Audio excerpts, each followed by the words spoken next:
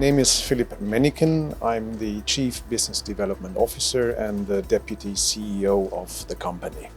The facility is founded as a result of a contract that we have for the IRIS-C, which is the system that we assemble and produce here in Zaventem in our new facilities. And this contract is for the German and the Belgian army who procure this product together.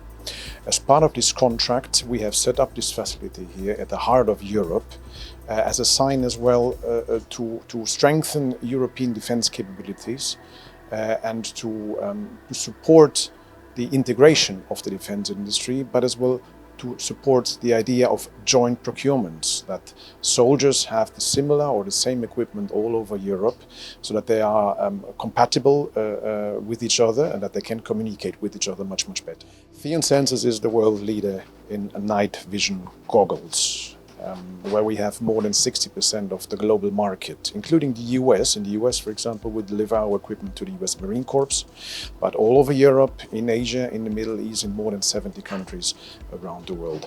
What we produce here, and this is a new product, is a thermal clip-on which provides fused imagery, but not only this, it provides as well augmented reality data to the soldier, that the soldier can see, for example, in the battlefield, where are my friends, where are my comrades, where is the enemy, GPS data and a variety of other data that are displayed directly into the eye of the soldier. That is the future. That is basically bringing the soldier into the new age of being interconnected, having a better situational awareness of what's going on.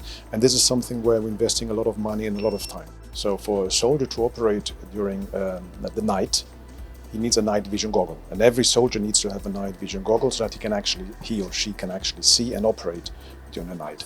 What we're providing now with the IRIS-C is additional capability. It's fusion. It provides a soldier not only with night vision imagery, but as well with thermal imagery.